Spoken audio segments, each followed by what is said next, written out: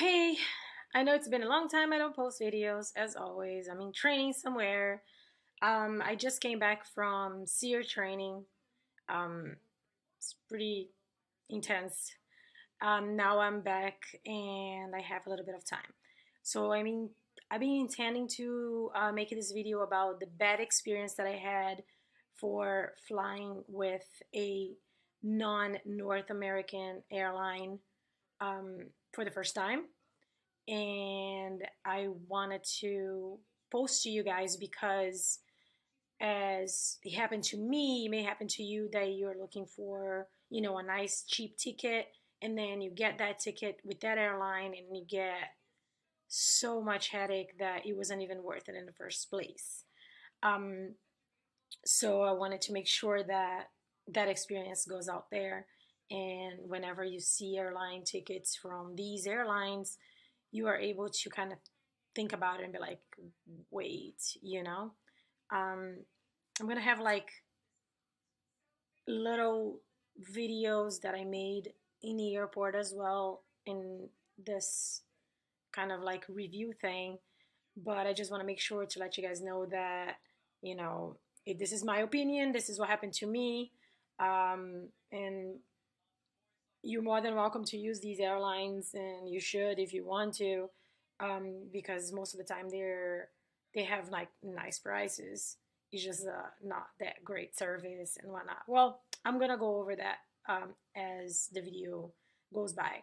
But yeah, in essence, this video is going to be about the headaches and the annoyances and the stress that I went through in the airports before I got to Brazil, and then my incredibly stressful journey back to New York after that. So let's do this. So I'm with my friend in her house, drinking some wine and talking about going to Brazil. And then we go to Google, and then I start Googling tickets. Um, we find great prices going to Brazil with a airline called LATAM. LATAM is a airline that has merged between um, two Southern American major airlines. So now it's together. So it used to be TAM and La something, and now they're LATAM.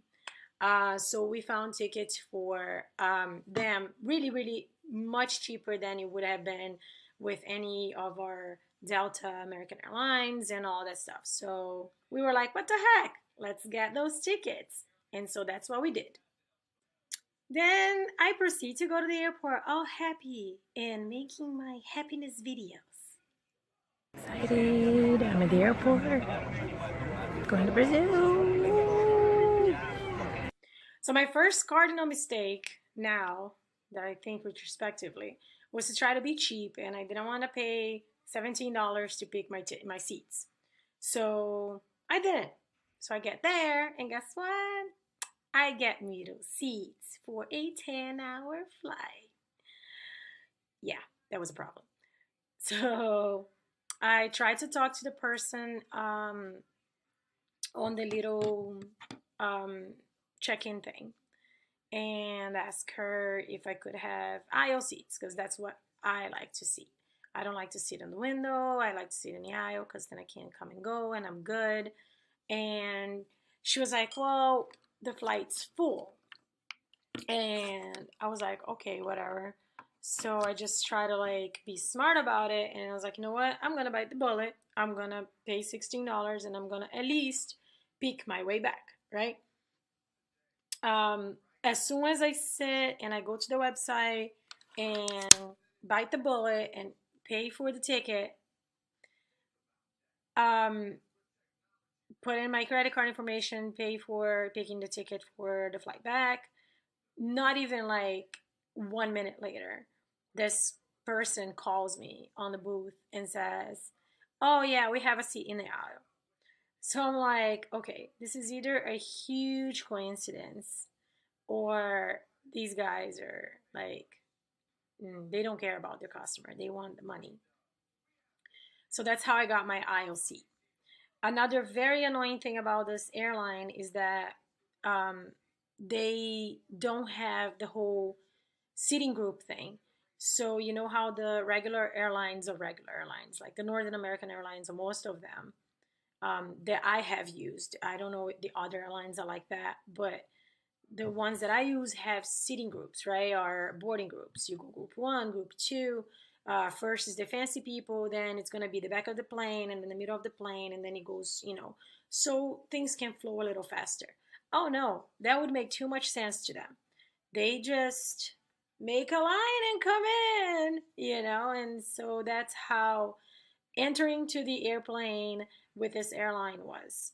You just stand there and hope for the best and hope that the people in front of you are not, I don't want to say retarded, but you hope that they don't want to just hang out there and put the stuff wherever they want and take forever while you're like trying to get into the airplane. Um, After all, common sense is not that common, right? So all of the people just kind of like, we all leaving at the same time, you folks. Don't, if you in the front of the plane, you really don't need to get in right now. Just wait for the people in the back to get, no, let's not do that. Let's all go in at the same time. So people just formed up in single file line, all 200 and change people getting in the airplane and various orders. It was really chaotic. It was like horrible. This is LATAM Airlines. They're using American Airlines gate. They have a line of people. Okay, my little light went off, so I'm gonna wait until it charges so I can finish the video because I feel like the lighting is not good right now. I don't know what to do myself.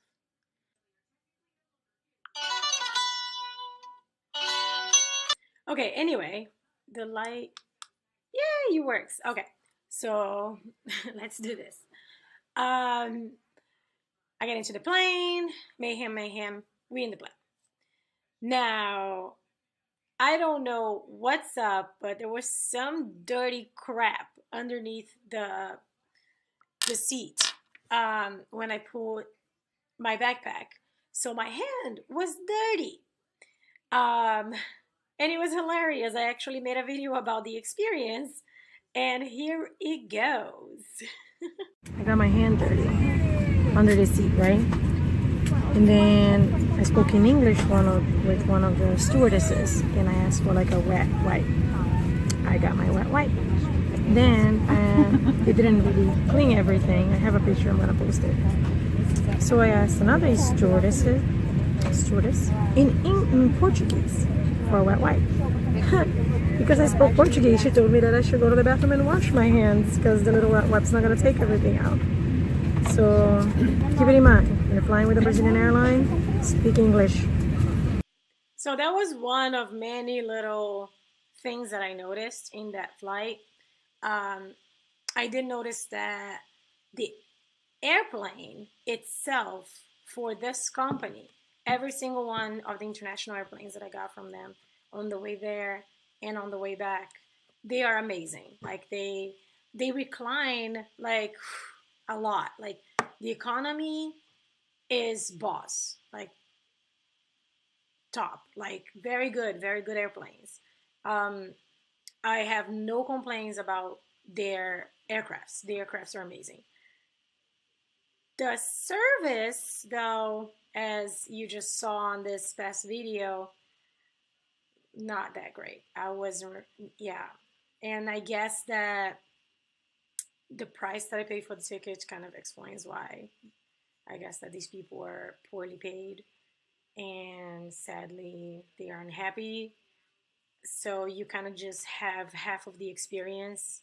Um, the airplane is great. So while you're not interacting with anyone, you're just sitting there watching your movie, charging your phone, everything is awesome. But as soon as the services start, um, you just, it's just not enjoyable. The crew is just not friendly. They're not nice. They're just literally every person I interacted on my trip to Brazil, I felt that they were there for their salary, they were there for the money for the company, and they couldn't care less about me. It was not about the customer whatsoever. So already from New York to Rio, um, I already decided and I already figured from um, what I gathered in this 9 hour interaction with this airline that I never want to use them again. However, I had a round trip, and so I was gonna have to use them on the way back. And that's when it starts getting hairier. It gets a lot worse. If I already took about 8 minutes to explain just a simple part, oh my God. Take your head off, take a seat, don't hold your breath because this is gonna be intense. So I forgot to mention before I start introducing the next um, airline um, fiasco into the situation. My flight from New York to Rio had a stop in Sao Paulo. So I went New York, Sao Paulo, Rio, and then on the way back I was gonna do the same thing. However, on the way back, I was taking a airplane like ridiculously early in the morning in Rio, which is a 2 hour flight away from Sao Paulo. And then I was gonna sit in Sao Paulo for about like 10 hours, and then I was gonna go to New York. So I put my thinking cap on and I was like, you know what? I'm just gonna buy another ticket later in the day, and then I'll just go to Sao Paulo and spend maybe 2 hours there instead of 10, right? It made sense. So that's what I did. And then that's where the next fiasco airline come in. The name of this fiasco airline is Avianca. But wait, I have another recap. So the day before, I take the Avianca flight to New York to meet with my LATAM flight. Wait, I messed this up. All right. So the night before, I take my Avianca flight in Rio to go to Sao Paulo to meet my LATAM flight to New York. There was a freaking snowstorm happening in New York. So I have a friend who was in Brazil at the same time, the one that I mentioned in the old video, that she was in Paraná. So she calls me and she tells me that her Delta called her telling her that there was a high chance that they were going to cancel the flights. So they did as a courtesy to her, they canceled her flight and they rescheduled for after the snowstorm, right? Makes a whole lot of sense. But not to Latam. I took the matters into my own hands right after I hung up with her, and I called Latam. And I called Latam about 3 or 4 times, and I used the 3 languages that I speak to try to see if I got any kind of common sense from them. So I called in English, I called in Portuguese, I called in Spanish, and I told them, hey, listen, I am going to New York. There's a snowstorm. Flights are being canceled. Could we just reschedule my flight for after the storm? And in all 3 languages, I got the same answer. No, it's not going to get canceled. We're good. Don't worry about it. Just come to Sao Paulo. Fly 2 hours over here. We will take you home. And then my next shit show starts. I leave home. I go to the airport to take that Avianca flight, right? It's been a while. It's been like what are we in March now? So that was in December. So it's been like about 3 months. So I don't remember the times very well, but I did make little videos. Um, so I arrived to the airport. I go to the gate. Everything's peachy, and time comes to board. There's nobody there. There's none of those like little 2 people in the gate. Nobody's fixing the little line thingies. No air crew arrives, and we are all sitting there waiting. And we just like there, formed up, waiting to go. And there's nobody in the gate. We were like, what the hell is going on here, right? When finally one lady comes and everyone who was in the line starts like bombarding her, like, what's happening? Why are we not getting into the plane? And she goes like, oh, there's some sort of like malfunction with the plane. But nobody came to tell us. We're just standing there. Our flight is late. Nothing changes on the TV. And then finally, when she came in, like about 20 minutes later or something like that, then they start saying on the PA that shit's going down. And everybody was already like pissed off. Okay, I'm gonna my plate, so I need another plate. I need you to rearrange so I can plug it into that graph. And somebody should have been here to announce. And I can't blame them. They were getting really, really upset. And nobody was talking to us. Nobody came to talk to us for about 45 minutes. We all had connection flights. And so a little before this person come in, I was just like, what's going on? I don't know what's going on. So I'm just gonna chill on the floor. And then I made a video. We're stuck in the airport. Our flight is delayed for a whole hour. Here I am sitting on the floor with my computer, doing my YouTube stuff and my Bitcoin stuff. And I hope to get to New York on time. That was definitely wishful thinking. That, yeah, it was a lot more to come than what just was happening there. Yeah, hold on, it gets worse. Okay, now remember that snowstorm in JFK? So guess what?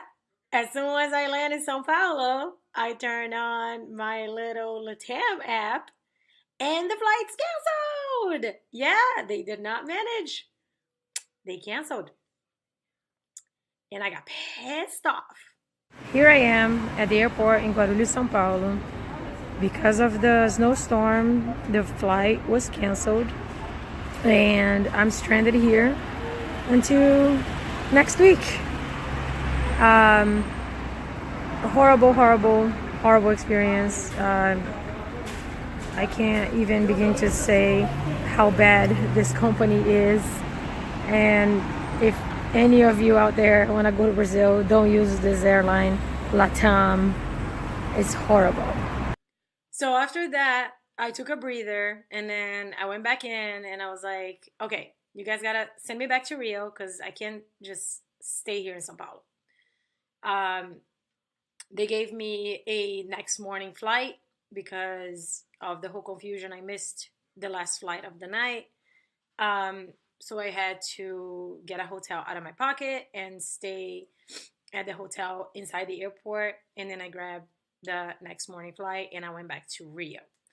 They did give me a itinerary for the 10th from Rio to Chile and then from Chile to New York after I had to pull teeth with them because they wanted to give me a flight for the 14th. I'm like, no, it's it's January 5th. I have stuff to do. I can't just sit in Rio all of this time. I need to go back home. They did that itinerary. They gave me the paperwork electronically, done, blah, blah, blah. So my trust with them was already done. Like I couldn't at this point, like from the first trip coming to Rio and now this trip. So I was already frustrated. I called the customer service after I got out of their office and the customer service couldn't find this new itinerary. It was super weird. So when I got to Rio, I was already aggravated and scared that they just fooled me. I don't know. I was just very mistrusting about them. So I get out of the airplane in Rio and I was like, I'm not leaving this airport until somebody gives me like some legit paperwork about this. And that's what I did. I just ran like a crazy person in Rio's airport trying to find their booth so they could give me like some legit paperwork and say, yes, you are in a flight. I'm walking on another airport yet to try to get back home because freaking airline won't give me my ticket. Yeah, so that was me the next morning, after having like this little weird receipt. They didn't give me like a legit boarding or anything, so I just had to talk to somebody, and that's what I did. And finally, they gave me dates and everything, and I was able to have something of consistency in my hands. Fast forward 10, no, 6 days later, um, not to my surprise, more crap happened. Um, so I grabbed my flight in Rio and I proceed to go to Chile. And I already knew when I got to Chile that I was going to stay there about 6 hours. So the silver lining about this whole situation was that I realized that a lot of people, when they are in international flight that has a long layover, they just kind of sit at the bars or they go to the restaurants at the airport and whatnot and just spend those hours there drinking or whatever, and then you spend a lot of money. So I didn't want to do that, so I did some research before I left. Once I found out that I was going to have such a long layover, and I decided to go to one of those like VIP rooms.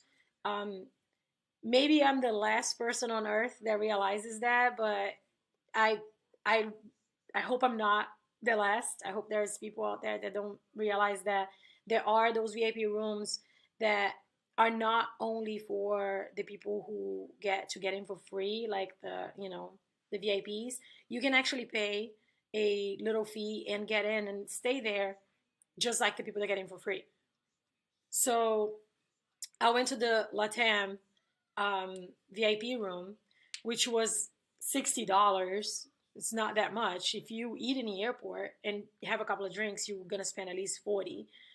And once I got in there, I could take a shower. They have Wi-Fi, not that crappy 30-minute Wi-Fi in the airport. They have like legit good Wi-Fi. They have like lazy boys, and they have, free food and free drinks. So the money that you pay to get in, it really pays itself inside, even if you are, you know, paying to get in, because you get so much free stuff in there. So that was the silver lining for me. That was the greatest thing that happened. Finding out that instead now, like whenever I have a long layover, I'm just gonna look for a VIP room, pay that fee, and just spend my day there. It was really worth it. But that's the only good thing that happened there, because then more bad stuff kept happening.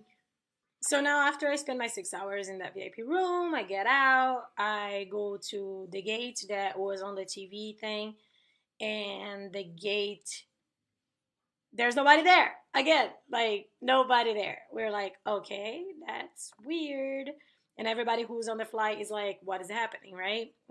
We look at the little TV again, and they change the gate to the opposite side. So now everybody's running, trying to get to the new gate.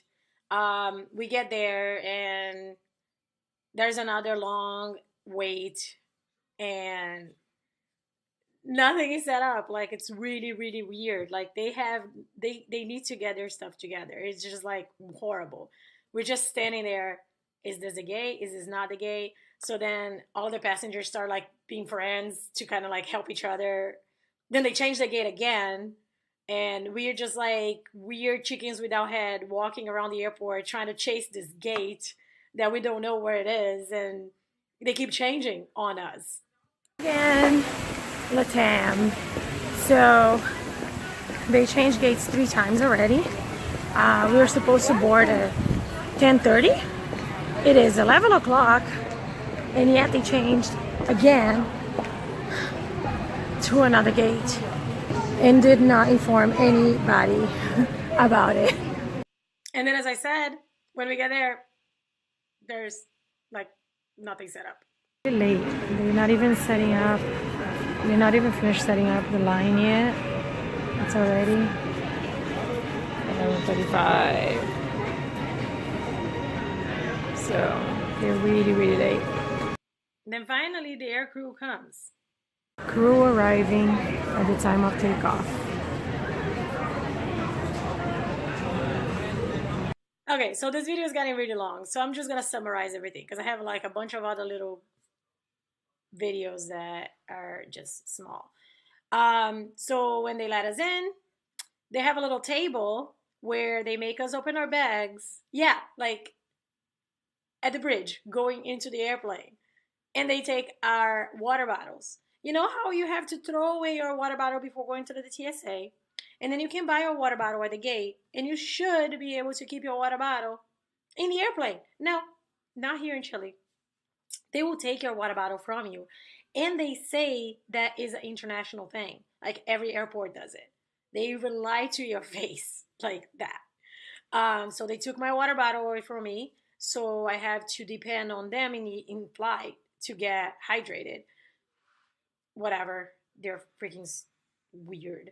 And then we still got 15 minutes late because they, you know, he didn't have the luggage.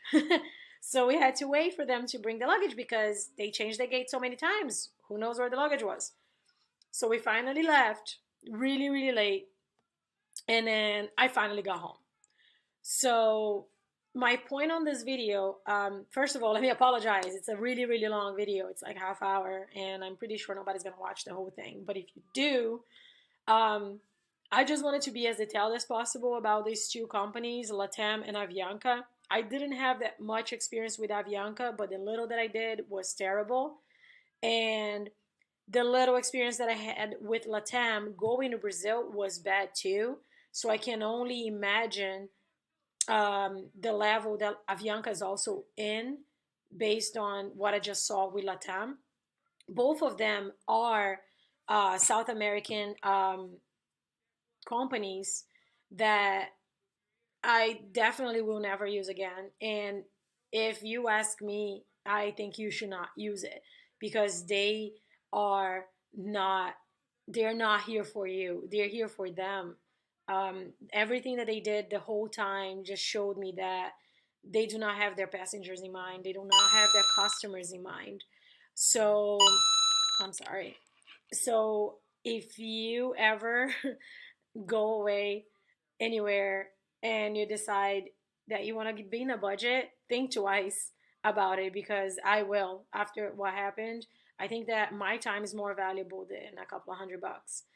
I will never use them again. And again, like I don't work with any travel agency. I just like traveling a lot. And this is my opinion, using my freedom of speech and my opinion here about these people. And I hope that I help anybody who's watching out there and everybody who's watching out there and thinking, oh, let me try a new company and whatever. Don't get me wrong. I've used Air France before, and it's really good. It was okay. I didn't have that many issues. But with these two companies, Latam and Avianca, never again. Like I will run from them like they are the freaking plague.